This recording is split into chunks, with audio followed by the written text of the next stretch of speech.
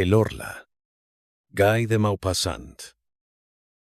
8 de mayo. ¡Qué hermoso día!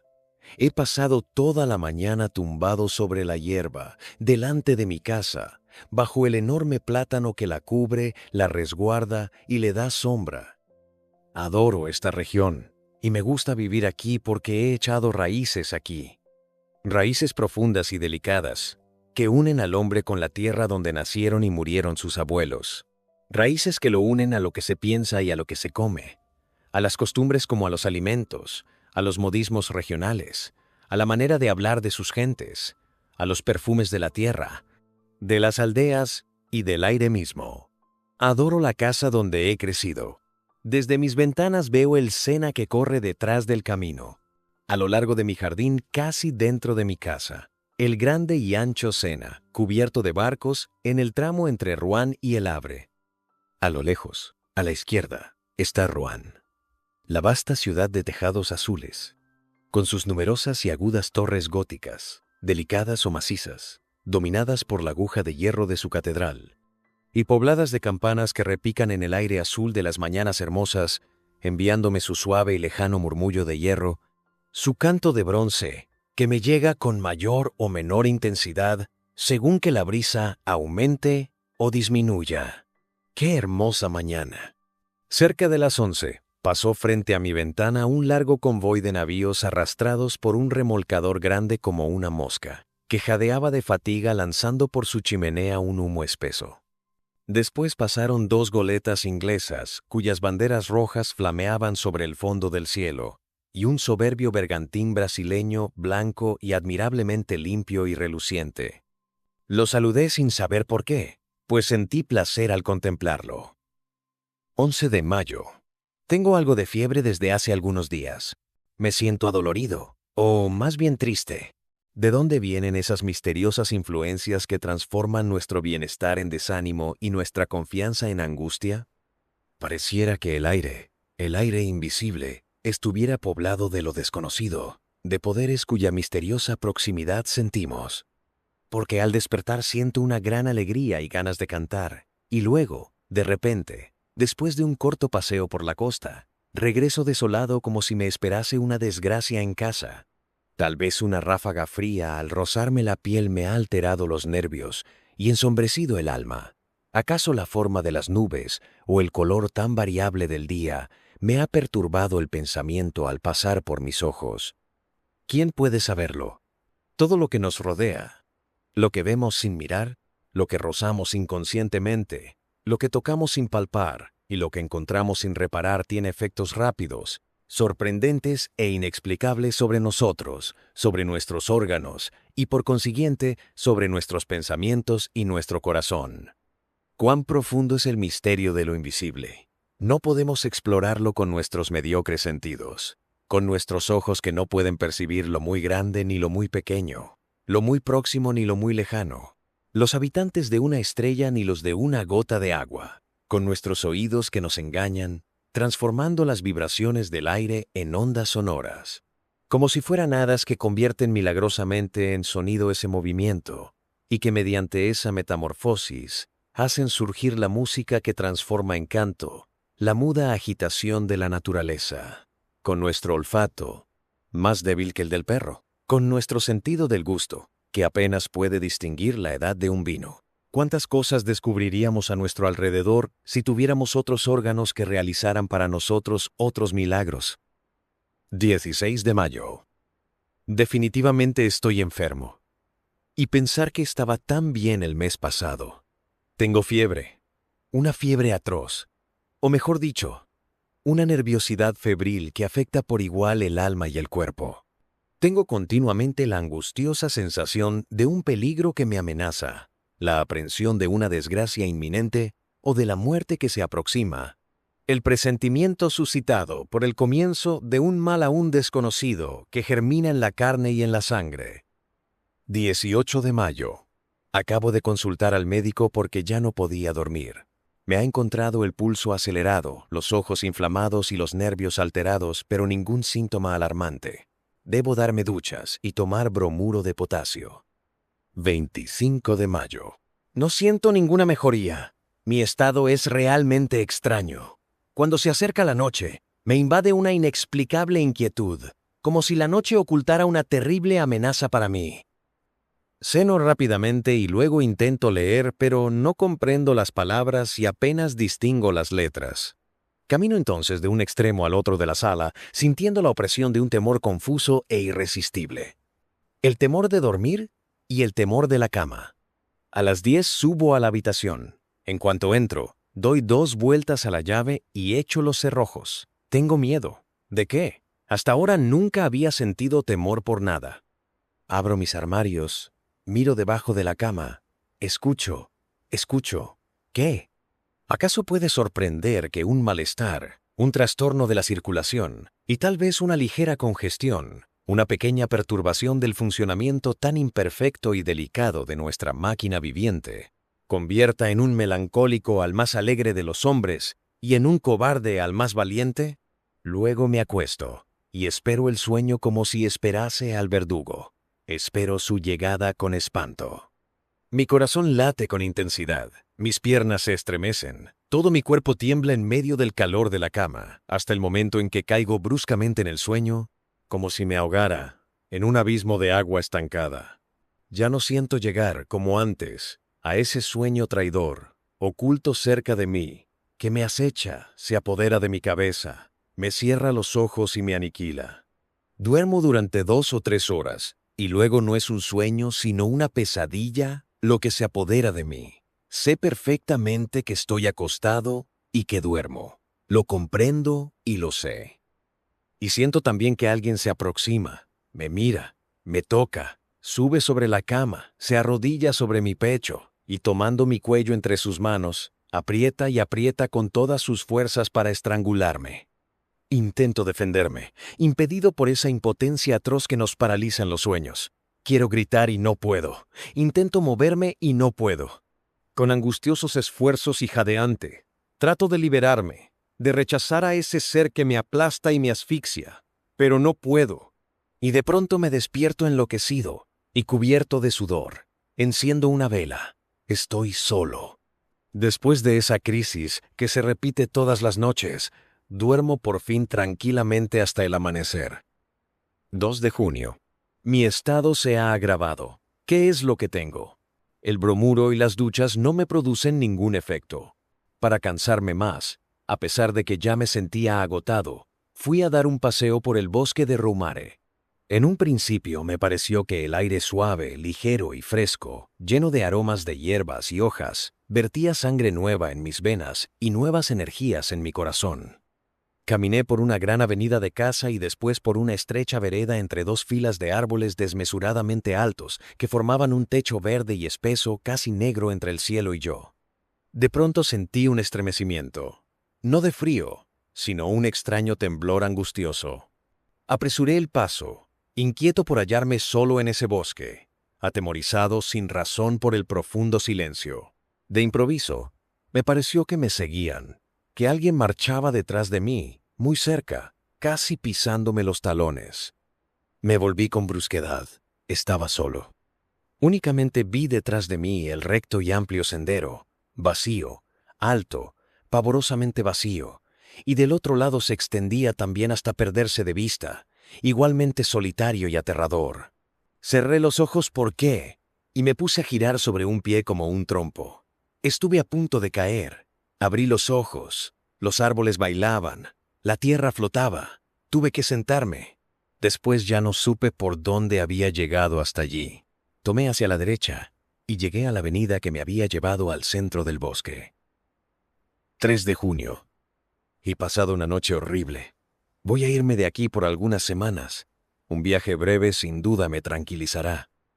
2 de julio. Regreso restablecido. El viaje ha sido delicioso. Visité el Monte Saint-Michel, que no conocía. Qué hermosa visión se tiene al llegar a Avranches al caer la tarde. La ciudad se halla sobre una colina.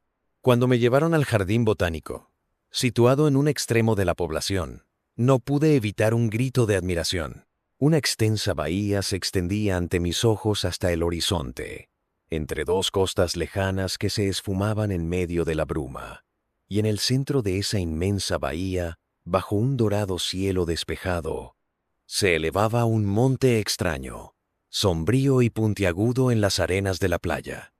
El sol acababa de ocultarse, y en el horizonte aún rojizo se recortaba el perfil de ese fantástico acantilado que lleva en su cima un fantástico monumento. Al amanecer me dirigí hacia allí. El mar estaba bajo, como la tarde anterior, y a medida que me acercaba veía elevarse gradualmente la sorprendente abadía. Luego de varias horas de marcha, llegué al enorme bloque de piedra en cuya cima se halla la pequeña población dominada por la gran iglesia. Después de subir por la calle estrecha y empinada, penetré en la más admirable morada gótica construida por Dios en la tierra. Vasta como una ciudad, con numerosos recintos de techo bajo, casi aplastados por bóvedas y galerías superiores sostenidas por frágiles columnas. Entré en esa gigantesca joya de granito, ligera como un encaje, cubierta de torres y de esbeltos torreones a los cuales se sube por intrincadas escaleras, y que destacan en el cielo azul del día y negro de la noche, sus extrañas cúpulas erizadas de quimeras, diablos, animales fantásticos y flores monstruosas, unidas entre sí por finos arcos labrados. Cuando llegué a la cumbre, dije al monje que me acompañaba: «Qué bien se debe estar aquí, padre». «Es un lugar muy ventoso, señor», me respondió, y nos pusimos a conversar mientras mirábamos subir el mar, que avanzaba sobre la playa y parecía cubrirla con una coraza de acero. El monje me contó historias, todas las viejas historias del lugar. Leyendas, muchas leyendas. Una de ellas me impresionó mucho. Los nacidos en el monte aseguran que de noche se oyen voces en la playa, y después se perciben los balidos de dos cabras, una de voz fuerte y la otra de voz débil. Los incrédulos afirman que son los graznidos de las aves marinas, que se asemejan a balidos o a lamentos humanos. Pero los pescadores rezagados juran haber encontrado merodeando por las dunas, entre dos mareas y alrededor de la pequeña población tan alejada del mundo, a un viejo pastor cuya cabeza nunca pudieron ver por llevarla cubierta con su capa. Delante de él marchaban un macho cabrío con rostro de hombre y una cabra con rostro de mujer. Ambos tienen largos cabellos blancos y hablan sin cesar, disputando en una lengua desconocida, interrumpiéndose de pronto para balar con todas sus fuerzas. ¿Cree usted en eso?, pregunté al monje. No sé, me contestó. Yo proseguí. Si existieran en la tierra otros seres distintos de nosotros, los conoceríamos desde hace mucho tiempo. ¿Cómo es posible que no los haya visto ninguno de nosotros? ¿Acaso vemos, me respondió, la 100.000ª parte de lo que existe? Observe, por ejemplo, el viento, que es la fuerza más poderosa de la naturaleza. El viento que derriba hombres y edificios, que arranca de cuajo los árboles y levanta montañas de agua en el mar, que destruye los acantilados y arroja contra ellos a las grandes naves, el viento que mata, silba, gime y ruge. ¿Acaso lo ha visto alguna vez? ¿Acaso puede verlo? Y sin embargo, existe. Ante ese sencillo razonamiento opté por callarme. Este hombre podía ser un sabio o tal vez un tonto. No podía afirmarlo con certeza, pero me quedé en silencio. Con mucha frecuencia he pensado en lo que me dijo. 3 de julio. Dormí mal. Evidentemente hay una influencia febril, pues mi cochero sufre del mismo mal que yo. Ayer, al regresar, observé su extraña palidez. Le pregunté: «¿Qué le pasa, Jean?» «Ya no puedo descansar. Mis noches desgastan mis días. Desde que el señor se fue, parece que padezco una especie de hechizo. Los demás criados están bien, pero temo que me vuelvan las crisis». 4 de julio. Definitivamente las crisis vuelven a empezar. Vuelvo a tener las mismas pesadillas. Anoche sentí que alguien se inclinaba sobre mí y con su boca sobre la mía bebía mi vida. Sí, la bebía con la misma avidez que una sanguijuela. Luego se incorporó saciado, y yo me desperté tan agotado y aniquilado que apenas podía moverme. Si eso se prolonga durante algunos días, volveré a ausentarme. 5 de julio. ¿He perdido la razón? Lo que pasó, lo que vi anoche, Es tan extraño que cuando pienso en ello pierdo la cabeza. Había cerrado la puerta con llave, como todas las noches, y luego sentí sed. Bebí medio vaso de agua y observé distraídamente que la botella estaba llena. Me acosté enseguida y caí en uno de mis espantosos sueños, del cual pude salir cerca de 2 horas después con una sacudida más horrible aún.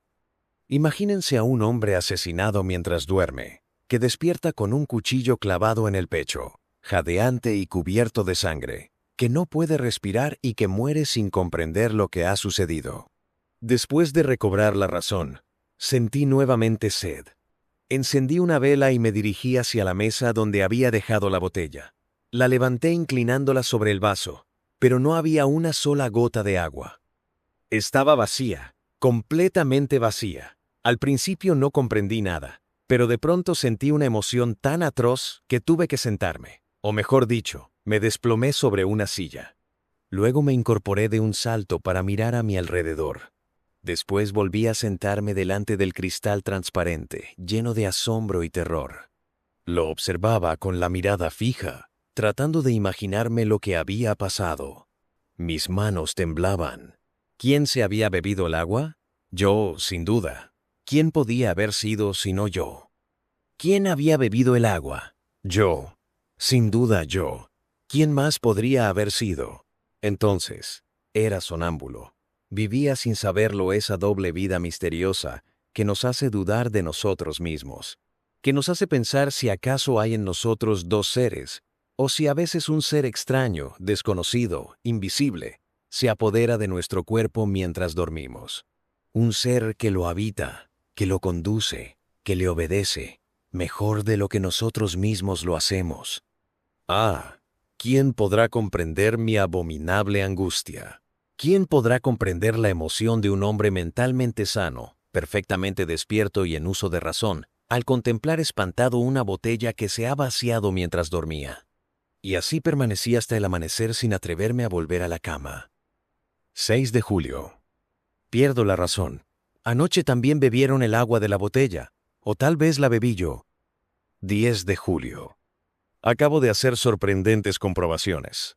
Definitivamente estoy loco. Y sin embargo, el 6 de julio, antes de acostarme, puse sobre la mesa vino, leche, agua, pan y fresas. Han bebido o he bebido toda el agua y un poco de leche. No han tocado el vino, ni el pan, ni las fresas. El 7 de julio he repetido la prueba con idénticos resultados. El 8 de julio suprimí el agua y la leche, y no han tocado nada. Por último, el 9 de julio puse sobre la mesa solamente el agua y la leche, teniendo especial cuidado de envolver las botellas con trozos de muselina blanca y de atar los tapones. Luego me froté con grafito los labios, la barba y las manos, y me acosté. Un sueño irresistible se apoderó de mí, seguido poco después por el atroz despertar. No me había movido, ni siquiera mis sábanas estaban manchadas. Corrí hacia la mesa. Los lienzos que envolvían las botellas seguían limpios e inmaculados. Desaté los tapones, palpitante de emoción. Se habían bebido toda el agua y toda la leche. ¡Ja, Dios mío! Partiré inmediatamente hacia París. 12 de julio. París. Estos últimos días había perdido la cabeza. Tal vez he sido víctima de mi imaginación alterada, salvo que yo sea realmente sonámbulo o que haya sufrido una de esas influencias comprobadas, pero hasta ahora inexplicables, que se llaman sugestiones. De todos modos, mi extravío rozaba la demencia, y han bastado 24 horas en París para recuperar la cordura. Ayer, después de paseos y visitas que me han renovado y vivificado el alma, terminé el día en el Teatro Francés. Representaban una obra de Alejandro Dumas hijo. Este autor vivaz y enérgico ha terminado de curarme. Es evidente que la soledad resulta peligrosa para las mentes que piensan demasiado. Necesitamos ver a nuestro alrededor a hombres que piensen y hablen. Cuando permanecemos solos durante mucho tiempo, poblamos de fantasmas el vacío. Regresé muy contento al hotel, caminando por el centro. Al mezclarme con la multitud pensé, no sin ironía, en mis terrores y suposiciones de la semana pasada. Creí que un ser invisible vivía bajo mi techo. Cuán débil es nuestra razón y cuán rápidamente se extravía cuando nos estremece un hecho incomprensible. En lugar de concluir con estas simples palabras, no comprendo porque no puedo explicarme las causas, nos imaginamos enseguida impresionantes misterios y poderes sobrenaturales. 14 de julio. Fiesta de la República. He paseado por las calles. Los cohetes y banderas me divirtieron como a un niño. Sin embargo, me parece una tontería ponerse contento un día determinado por decreto del gobierno. El pueblo es un rebaño de ingenuos, a veces dócil y paciente, y otras feroz y rebelde. Se le dice, diviértete, y se divierte. Se le dice, ve a combatir con tu vecino, y va a combatir. Se le dice, vota por el emperador, y vota por el emperador. Después, vota por la república, y vota por la república. Los que lo gobiernan son igualmente ingenuos, pero en lugar de obedecer a hombres, se rigen por principios que, precisamente por ser principios, solo pueden ser torpes, estériles y falsos. Hay ideas consideradas ciertas e inmutables, en este mundo donde nada es seguro, y donde la luz y el sonido son ilusorios. 16 de julio. Ayer he visto cosas que me preocuparon mucho. Cené en casa de mi prima, la señora Sablé, casada con el jefe del Regimiento Noveno de Cazadores de Limoges. Conocí allí a dos señoras jóvenes, una de ellas casada con el doctor Parent, que se dedica intensamente al estudio de las enfermedades nerviosas y de los fenómenos extraordinarios que hoy originan las experiencias sobre hipnotismo y sugestión. Nos contó detalladamente los prodigiosos resultados obtenidos por los científicos ingleses y por los médicos de la escuela de Nancy. Los hechos que expuso me parecieron tan extraños que manifesté mi incredulidad.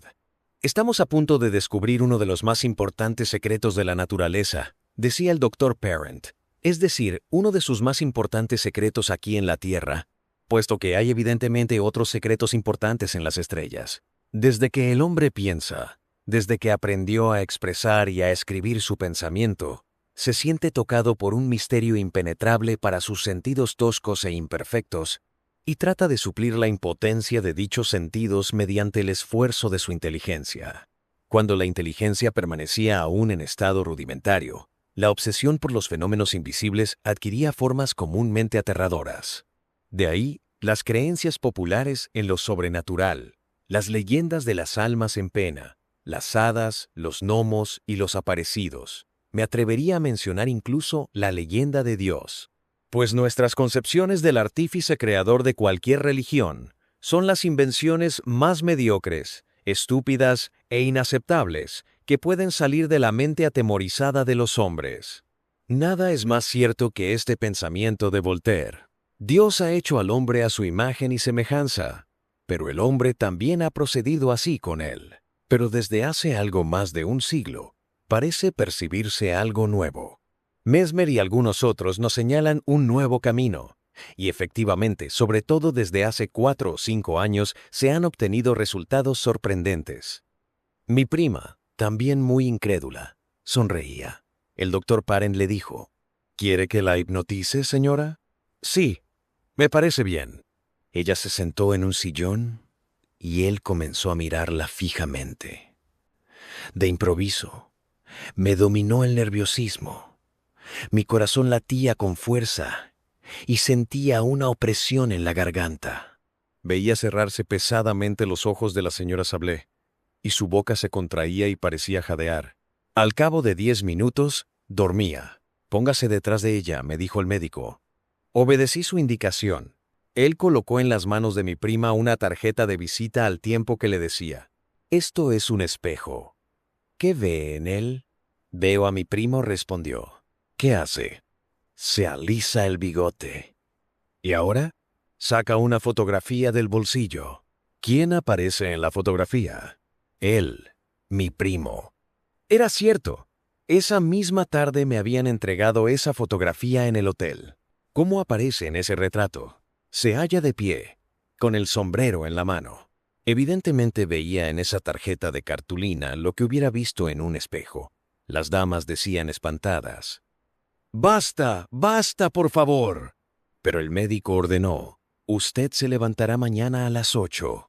Luego irá a ver a su primo al hotel donde se aloja y le pedirá que le preste los 5,000 francos que le pide su esposo, quien se los reclamará cuando regrese de su próximo viaje. Luego la despertó. Mientras regresaba al hotel pensé en esa curiosa sesión, y me asaltaron dudas. No sobre la total buena fe de mi prima a quien conocía desde la infancia como a una hermana, sino sobre la seriedad del médico. ¿No escondería en su mano un espejo que mostraba a la joven dormida al mismo tiempo que la tarjeta? Los prestidigitadores profesionales hacen cosas semejantes. No bien regresé, me acosté, pero a las 8:30 de la mañana me despertó mi sirviente y me dijo: «La señora Sablé quiere hablar inmediatamente con el señor». Me vestí deprisa y la hice pasar. Se sentó, turbada, sin levantar la mirada ni quitarse el velo, me dijo: «Querido primo, tengo que pedirle un gran favor». «¿De qué se trata, prima?» «Me cuesta mucho decirlo, pero no tengo más remedio. Necesito urgentemente 5,000 francos». «¿Pero cómo? Precisamente usted». «Sí, yo, o mejor dicho, mi esposo, que me ha encargado conseguirlos». Me quedé tan asombrado que apenas podía balbucear mis respuestas. Pensaba que ella y el doctor Parent se estaban burlando de mí, y que eso podía ser una farsa preparada de antemano y representada a la perfección. Pero todas mis dudas se disiparon cuando la observé con atención. Temblaba de angustia. Evidentemente esa gestión le resultaba muy penosa, y advertí que apenas podía reprimir el llanto. Sabía que era muy rica, y le dije: «¿Cómo es posible que su esposo no disponga de 5,000 francos?» Reflexioné. ¿Está segura de que le ha encargado pedírmelos a mí? Vaciló durante algunos segundos, como si le costara mucho recordar, y luego respondió: «Sí, sí, estoy segura». «¿Le ha escrito?» Vaciló otra vez y volvió a pensar. Advertí el penoso esfuerzo de su mente. No sabía. Solo recordaba que debía pedirme ese préstamo para su esposo. Por eso se decidió a mentir. «Sí, me escribió». «¿Cuándo?» «Ayer no me dijo nada». «Recibí su carta esta mañana. ¿Puede enseñármela?» «No, no. Contenía cosas íntimas, demasiado personales, y la he quemado». «Así que su marido tiene deudas». Vaciló una vez más, y luego murmuró: «No lo sé». Bruscamente le dije: «Pero en este momento, querida prima, no dispongo de 5,000 francos». Dio una especie de grito de desesperación. «Ay, por favor, se lo ruego, trate de conseguirlos». Exaltada, unía sus manos como si se tratara de un ruego. Su voz cambió de tono. Lloraba murmurando cosas ininteligibles, angustiada y dominada por la orden irresistible que había recibido. «Ay, le suplico, si supiera cómo sufro, los necesito para hoy». Sentí lástima por ella. «Los tendrá de cualquier manera, se lo prometo». «Oh, gracias, gracias. Qué bondadoso es usted». «¿Recuerda lo que pasó anoche en su casa?», le pregunté entonces. «Sí». «¿Recuerda que el doctor Parent la hipnotizó?». «Sí». «Pues bien, fue él quien le ordenó venir esta mañana a pedirme 5,000 francos, y en este momento usted obedece a su sugestión». Reflexionó durante algunos instantes y luego respondió: «Pero es mi esposo quien me los pide». Durante una hora intenté infructuosamente convencerla. Cuando se fue, corrí a casa del doctor Parent. Me dijo: «¿Se ha convencido ahora?». «Sí, no hay más remedio que creer. Vamos a ver a su prima». Cuando llegamos, ella dormitaba en un sofá, rendida por el cansancio. El médico le tomó el pulso, la miró durante algún tiempo con una mano extendida hacia sus ojos, que la joven cerró debido al influjo irresistible del poder magnético. Cuando se durmió, el doctor Parent le dijo: «Su esposo no necesita los 5,000 francos. Por lo tanto, usted debe olvidar que ha rogado a su primo para que se los preste. Y si le habla de eso, usted no comprenderá». Luego la despertó. Entonces saqué mi billetera. «Aquí tiene, querida prima, lo que me pidió esta mañana». Se mostró tan sorprendida que no me atreví a insistir. Intenté, sin embargo, refrescar su memoria, pero negó todo enfáticamente, creyendo que me burlaba de ella, y poco faltó para que se enojara. Acabo de regresar. La experiencia me ha impresionado tanto que no he podido almorzar. 19 de julio. Muchas personas, a quienes he contado esta aventura, se han reído de mí. Ya no sé qué pensar. El sabio dijo, quizás. 21 de julio. Cené en Bougival y después estuve en el baile de los remeros. Definitivamente, todo depende del lugar y del entorno. Creer en lo sobrenatural en la isla de la Grenouillère sería el colmo del absurdo. Pero, ¿acaso no lo es en la cima del monte Saint-Michel? ¿O en la India? Sufrimos la influencia de lo que nos rodea. Regresaré a casa la semana próxima. 30 de julio. Ayer he regresado a casa. Todo está bien. 2 de agosto. No hay novedades. Hace un tiempo espléndido. Paso los días mirando correr el Sena. 4 de agosto. Hay problemas entre mis criados. Aseguran que alguien rompe los vasos en los armarios por la noche. El sirviente acusa a la cocinera, y ésta a la lavandera, quien a su vez acusa a los dos primeros. ¿Quién es el culpable? El tiempo lo dirá. 6 de agosto. Esta vez no estoy loco. Lo he visto. Lo he visto. Ya no tengo la menor duda. Lo he visto. Aún siento frío hasta en las uñas. El miedo me penetra hasta la médula. Lo he visto. A las 2 de la tarde me paseaba a pleno sol por mi jardín de rosas, caminando por el sendero de rosales de otoño que comienzan a florecer. Me detuve a observar un hermoso ejemplar de Jean des Batalles, que tenía 3 flores magníficas, y vi entonces con toda claridad que el tallo de una de las rosas se doblaba como movido por una mano invisible. Luego vi que se quebraba, como si la misma mano lo cortase. La flor se elevó siguiendo la curva que habría descrito un brazo al llevarla hacia una boca, y permaneció suspendida en el aire transparente, muy sola e inmóvil, como una pavorosa mancha a 3 pasos de mí. Aturdido, me arrojé sobre ella para tomarla, pero no pude. Había desaparecido. Sentí entonces rabia contra mí mismo, pues no es posible que una persona razonable tenga semejantes alucinaciones. ¿Pero se trataba realmente de una alucinación? Volví hacia el rosal para buscar el tallo cortado e inmediatamente lo encontré, recién cortado, entre las 2 rosas que permanecían en la rama. Regresé a casa con la mente alterada.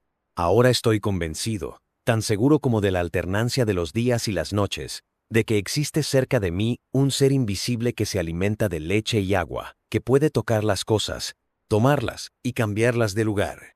Dotado por consiguiente de un cuerpo material aunque imperceptible para nuestros sentidos, y que habita en mi casa como yo. 7 de agosto. Dormí tranquilamente. Se ha bebido el agua de la botella, pero no perturbó mi sueño. Me pregunto si estoy loco. Cuando a veces me paseo a pleno sol, a lo largo de la costa, he dudado de mi razón. No son ya dudas inciertas como las que he tenido hasta ahora, sino dudas precisas, absolutas. He visto locos. He conocido algunos que seguían siendo inteligentes, lúcidos y sagaces en todas las cosas de la vida, menos en un punto. Hablaban de todo con claridad, facilidad y profundidad, pero de pronto su pensamiento chocaba contra el escollo de la locura y se hacía pedazos, volaba en fragmentos y se hundía en ese océano siniestro y furioso, lleno de olas fragorosas, brumosas y borrascosas, que se llama demencia. Ciertamente, estaría convencido de mi locura si no tuviera perfecta conciencia de mi estado, al examinarlo con toda lucidez. En suma, yo solo sería un alucinado que razona. Se habría producido en mi mente uno de esos trastornos que hoy estudian y tratan de precisar los fisiólogos modernos. Y dicho trastorno habría provocado en mí una profunda ruptura en lo referente al orden y a la lógica de las ideas. Fenómenos semejantes se producen en el sueño, que nos muestra las fantasmagorías más inverosímiles, sin que ello nos sorprenda, porque mientras duerme el aparato verificador el sentido del control, la facultad imaginativa vigila y trabaja. ¿Acaso ha dejado de funcionar en mí una de las imperceptibles teclas del teclado cerebral? Hay hombres que a raíz de accidentes pierden la memoria de los nombres propios, de las cifras o solamente de las fechas. Hoy se ha comprobado la localización de todas las partes del pensamiento. No puede sorprender entonces que en este momento se haya debilitado en mí la facultad de controlar la irrealidad de ciertas alucinaciones. Pensaba en todo ello mientras caminaba por la orilla del río. El sol iluminaba el agua. Sus rayos embellecían la tierra y llenaban mis ojos de amor por la vida, por las golondrinas cuya agilidad me causa alegría, por las hierbas de la orilla cuyo susurro es un placer para mis oídos. Sin embargo, paulatinamente me invadía un malestar inexplicable. Me parecía que una fuerza desconocida me detenía, me paralizaba, impidiéndome avanzar, y que intentaba hacerme volver atrás. Sentí ese doloroso deseo de regresar que nos oprime cuando hemos dejado en casa a un ser querido enfermo y presentimos una agravación del mal. Regresé entonces, a pesar mío, convencido de que encontraría en casa una mala noticia, una carta o un telegrama. No había nada, y me quedé más sorprendido e inquieto aún que si hubiera tenido una nueva visión fantástica. 8 de agosto. Pasé una noche horrible. Él no ha aparecido más, pero lo siento cerca de mí. Me espía, me mira, se introduce en mí y me domina. Así me resulta más temible, pues al ocultarse de este modo, parece manifestar su presencia invisible y constante mediante fenómenos sobrenaturales. Sin embargo, he podido dormir. 9 de agosto. Nada ha sucedido, pero tengo miedo. 10 de agosto. Nada. ¿Qué sucederá mañana? 11 de agosto. Nada. Siempre nada. No puedo quedarme aquí con este miedo y estos pensamientos que dominan mi mente. Me voy. 12 de agosto, 10 de la noche. Durante todo el día he intentado partir, pero no he podido. He intentado realizar ese acto tan fácil y sencillo, salir, subir a mi coche para dirigirme a Rouen, y no he podido. ¿Por qué? 13 de agosto. Cuando nos atacan ciertas enfermedades, nuestros mecanismos físicos parecen fallar. Sentimos que nos faltan las energías y que todos nuestros músculos se aflojan. Los huesos parecen tan blandos como la carne y la carne tan líquida como el agua. Todo eso repercute en mi espíritu de manera extraña y desoladora. Carezco de fuerzas y de valor, no puedo dominarme, y ni siquiera puedo hacer intervenir mi voluntad. Ya no tengo iniciativa, pero alguien lo hace por mí, y yo obedezco. 14 de agosto. Estoy perdido. Alguien domina mi alma y la dirige. Alguien ordena todos mis actos, mis movimientos y mis pensamientos. Ya no soy nada en mí. No soy más que un espectador prisionero y aterrorizado por todo lo que realizo. Quiero salir y no puedo.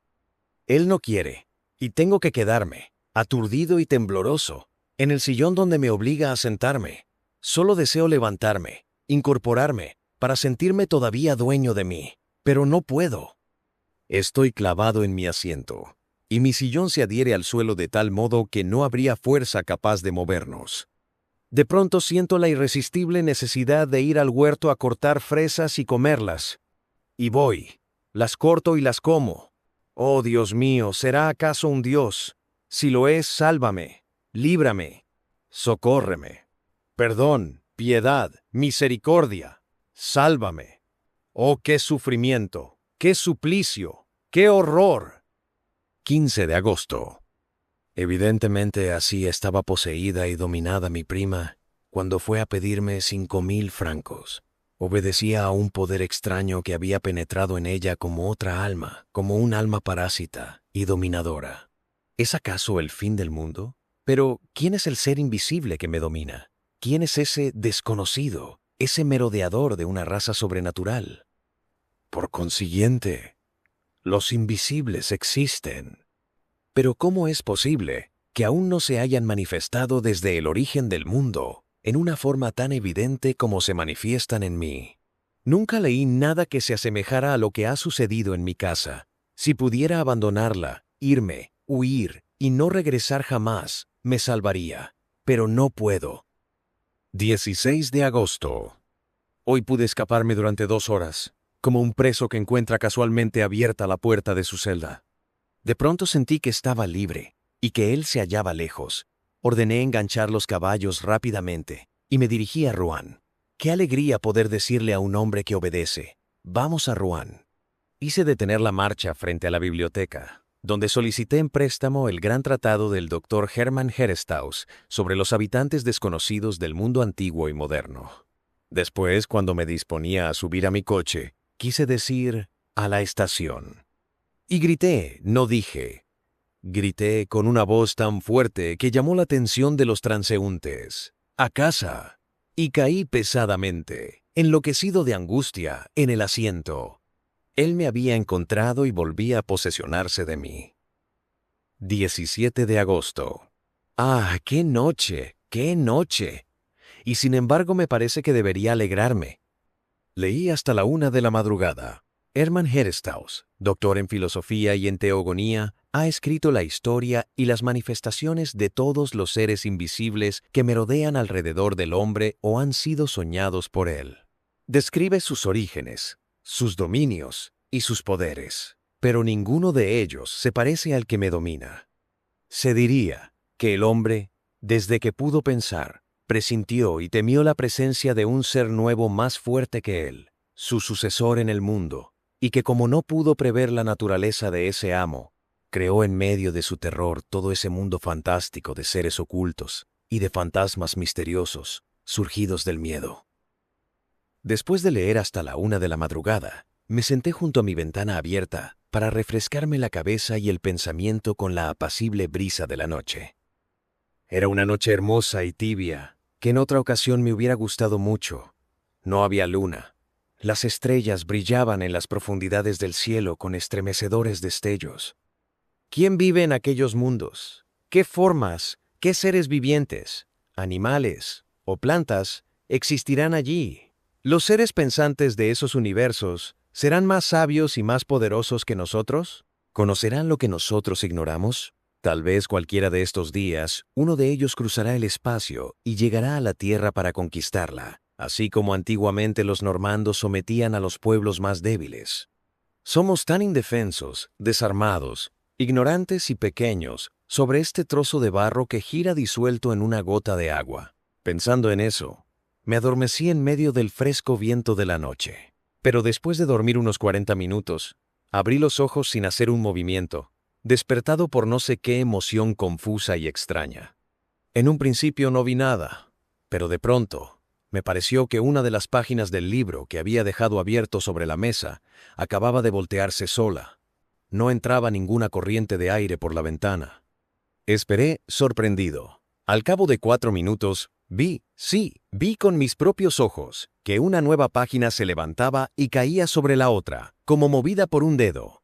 Mi sillón estaba vacío, aparentemente vacío, pero comprendí que él estaba allí, sentado en mi lugar, leyendo. Con un furioso salto, un salto de fiera irritada que se rebela contra el domador, atravesé la habitación para atraparlo, estrangularlo y matarlo. Pero antes de que llegara, el sillón cayó delante de mí como si él hubiera huido.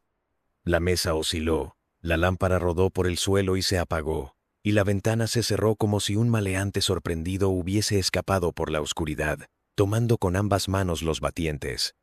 Había escapado. Había sentido miedo. Miedo de mí. Entonces, mañana, pasado mañana, o cualquiera de estos días, podré tenerlo bajo mis manos y aplastarlo contra el suelo. ¿Acaso a veces los perros no muerden y dan muerte a sus amos? 18 de agosto. He pensado durante todo el día. Oh sí, voy a obedecerle. Seguiré sus impulsos, cumpliré sus deseos. Seré humilde, sumiso y cobarde. Él es más fuerte. Hasta que llegue el momento. 19 de agosto. Ya sé todo. Acabo de leer lo siguiente en la revista del Mundo Científico. Nos llega una noticia muy curiosa de Río de Janeiro. Una epidemia de locura comparable a las demencias contagiosas que asolaron a los pueblos europeos en la Edad Media se ha producido en el estado de San Pablo. Los habitantes despavoridos abandonan sus casas y huyen de los pueblos. Dejan sus cultivos, creyéndose poseídos y dominados, como un rebaño humano, por seres invisibles aunque tangibles, por especies de vampiros que se alimentan de sus vidas mientras los habitantes duermen, y que además beben agua y leche sin apetecerles aparentemente ningún otro alimento. El profesor don Pedro Enríquez, en compañía de varios médicos eminentes, ha partido para el estado de San Pablo, a fin de estudiar sobre el terreno el origen y las manifestaciones de esta sorprendente locura, y poder aconsejar al emperador las medidas que juzgue convenientes para tranquilizar a los desquiciados pobladores.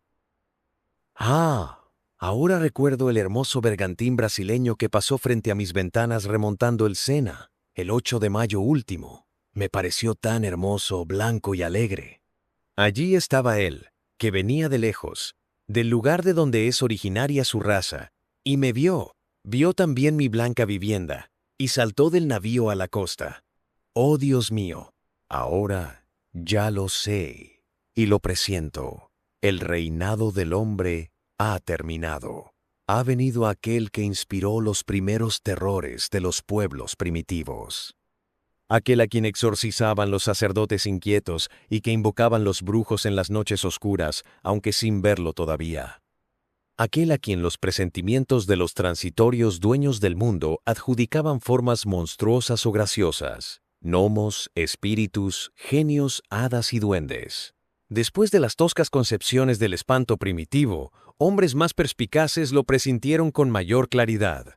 Mesmer lo sospechaba, y hace ya 10 años que los médicos han descubierto la naturaleza de su poder de manera precisa, antes de que él mismo pudiera ejercerlo.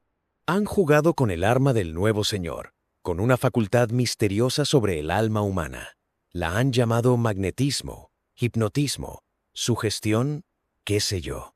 Los he visto entretenerse como niños imprudentes con este terrible poder. Desgraciados de nosotros, desgraciado el hombre. Ha llegado ¿cómo se llama? Parece que me gritara su nombre y no lo oyese. Sí, grita, escucho. ¿Cómo?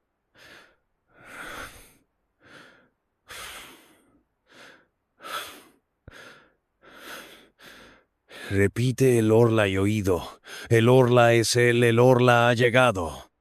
Ah, el buitre se ha comido la paloma. El lobo ha devorado al cordero. El león ha devorado al búfalo de agudos cuernos.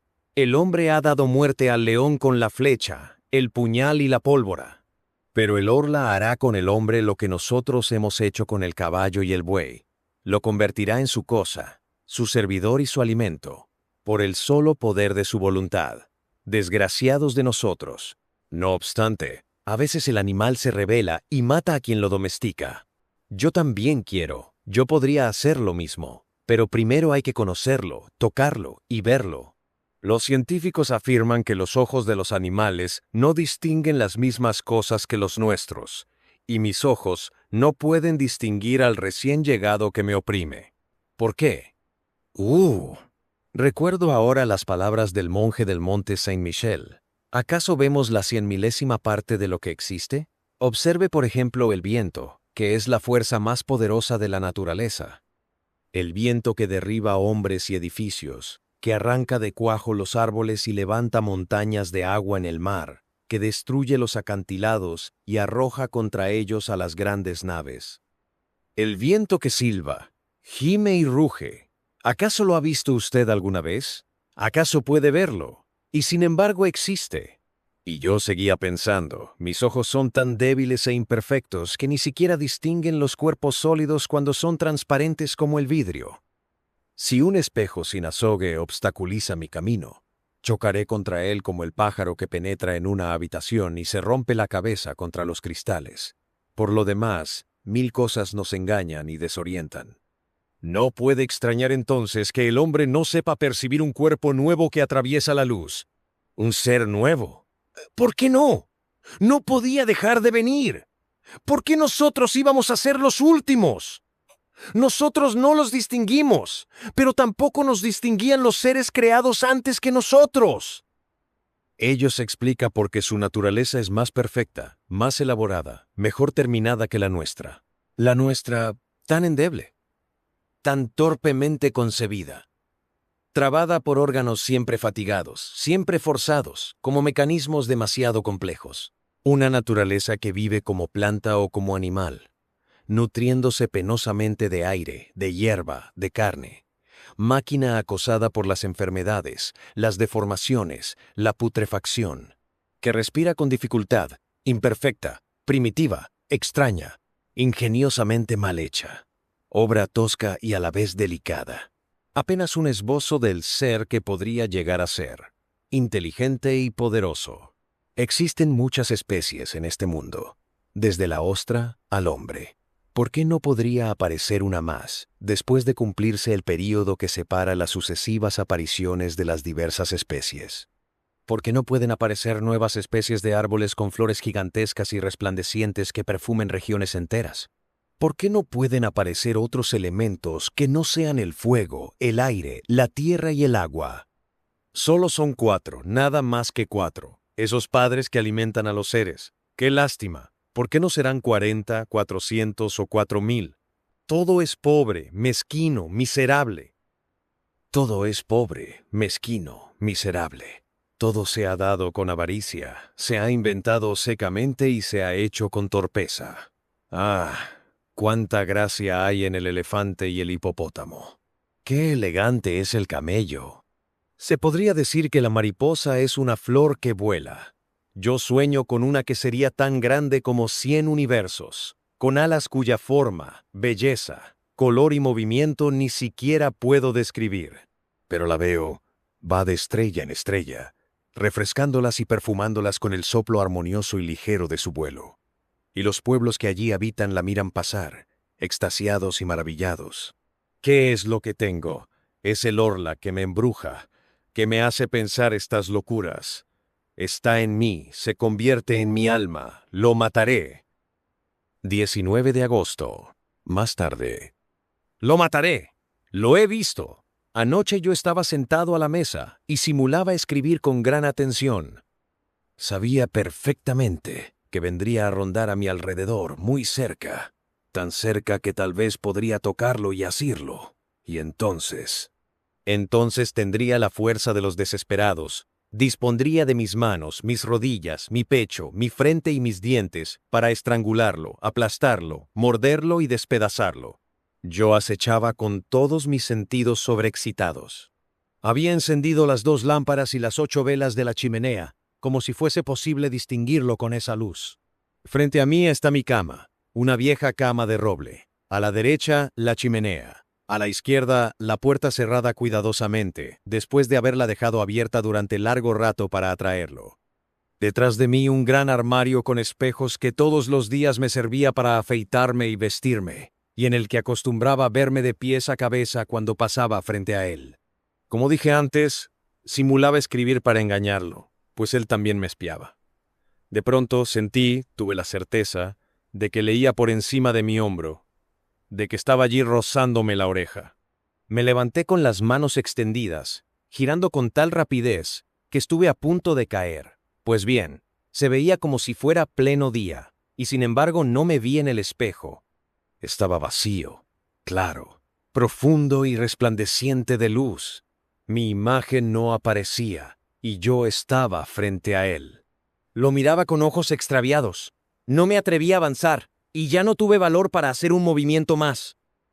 Sentía que él estaba allí, pero que se me escaparía otra vez, con su cuerpo imperceptible que me impedía reflejarme en el espejo. ¡Cuánto miedo sentí! De pronto, mi imagen volvió a reflejarse, pero como si estuviese envuelta en la bruma, como si la observara a través de una capa de agua. Me parecía que esa agua se deslizaba lentamente de izquierda a derecha, y que paulatinamente mi imagen adquiría mayor nitidez. Era como el final de un eclipse. Lo que la ocultaba no parecía tener contornos precisos, era una especie de transparencia opaca, que poco a poco se aclaraba. Por último, pude distinguirme completamente, como todos los días.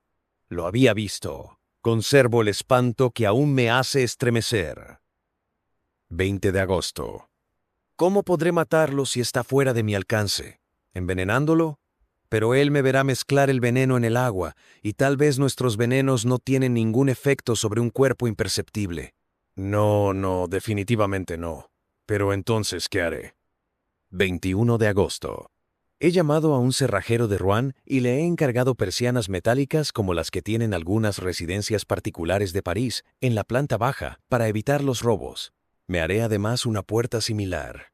Me debe haber tomado por un cobarde, pero no importa. 10 de septiembre. Rouen. Hotel Continental. Ha sucedido, pero ¿habrá muerto? Lo que vi me ha trastornado. Ayer, después de que el cerrajero colocó la persiana y la puerta de hierro, dejé todo abierto hasta medianoche a pesar de que comenzaba a hacer frío. De improviso sentí que estaba aquí, y me invadió la alegría, una enorme alegría. Me levanté lentamente y caminé sin rumbo durante algún tiempo para que no sospechara nada. Luego me quité los botines y me puse distraídamente unas pantuflas. Cerré después la persiana metálica y regresé con paso tranquilo hasta la puerta, cerrándola también con 2 vueltas de llave. Regresé entonces hacia la ventana, la cerré con un candado y guardé la llave en el bolsillo. De pronto, comprendí que se agitaba a mi alrededor, que él también sentía miedo, y que me ordenaba que le abriera. Estuve a punto de ceder, pero no lo hice. Me acerqué a la puerta y la entreabrí lo suficiente para poder pasar retrocediendo. Como soy muy alto, mi cabeza llegaba hasta el dintel. Estaba seguro de que no había podido escapar, y allí lo acorralé. Solo, completamente solo. ¡Qué alegría! Había caído en mi poder. Entonces descendí corriendo a la planta baja. Tomé las 2 lámparas que se hallaban en la sala de abajo y con el aceite que contenían rocié la alfombra, los muebles, todo. Luego les prendí fuego y me puse a salvo después de cerrar bien, con 2 vueltas de llave, la puerta de entrada. Me escondí en el fondo de mi jardín, tras un macizo de laureles. Qué larga me pareció la espera. Reinaba la más completa oscuridad, gran quietud y silencio. No soplaba la menor brisa. No había una sola estrella, nada más que montañas de nubes que, aunque no se veían, hacían sentir su gran peso sobre mi alma. Miraba mi casa y esperaba. Qué larga era la espera. Creía que el fuego ya se había extinguido por sí solo, o que él lo había apagado. Hasta que vi que una de las ventanas se hacía astillas por la presión del incendio, y una gran llamarada roja y amarilla, larga, flexible y ardiente, ascendió por la pared blanca hasta rebasar el techo. Una luz se reflejó en los árboles, en las ramas y en las hojas. Y también un estremecimiento de pánico. Los pájaros se despertaron. Un perro comenzó a ladrar. Parecía que iba a amanecer. De inmediato, estallaron otras ventanas, y pude ver que toda la planta baja de mi casa ya no era más que un espantoso brasero. Pero se oyó un grito en medio de la noche, un grito de mujer, horrible, sobreagudo y desgarrador, al tiempo que se abrían las ventanas de 2 bujardillas. Me había olvidado de los criados. Vi sus rostros enloquecidos y sus brazos que se agitaban. Despavorido, eché a correr hacia el pueblo gritando: ¡Socorro! ¡Fuego! ¡Fuego! Encontré gente que ya acudía al lugar y regresé con ellos para ver. La casa ya solo era una hoguera horrible y magnífica, una gigantesca hoguera que iluminaba la tierra, una hoguera donde ardían los hombres, y él también. Él, mi prisionero, el nuevo ser, el nuevo amo, el Orla. De pronto el techo entero se derrumbó entre las paredes, y un volcán de llamas ascendió hasta el cielo. Veía esa masa de fuego por todas las ventanas abiertas hacia ese enorme horno, y pensaba que él estaría allí, muerto en ese horno. ¿Muerto? ¿Será posible? ¿Acaso su cuerpo, al que la luz atravesaba, podía destruirse por los mismos medios que destruyen nuestros cuerpos? ¿Y si no hubiera muerto? Tal vez solo el tiempo puede dominar al ser invisible y temido. ¿Para qué ese cuerpo transparente, ese cuerpo invisible, ese cuerpo de espíritu, si también está expuesto a los males, las heridas, las enfermedades y la destrucción prematura? ¿La destrucción prematura? Todo el temor de la humanidad procede de ella. Después del hombre, el Orla. Después de aquel que puede morir todos los días, a cualquier hora, en cualquier minuto, en cualquier accidente, ha llegado aquel que morirá solamente un día determinado, en una hora y en un minuto determinado, al llegar al límite de su vida. No hay duda, no hay duda, no ha muerto. Entonces tendré que suicidarme. Si te gustó, suscríbete y acompáñanos en el próximo relato.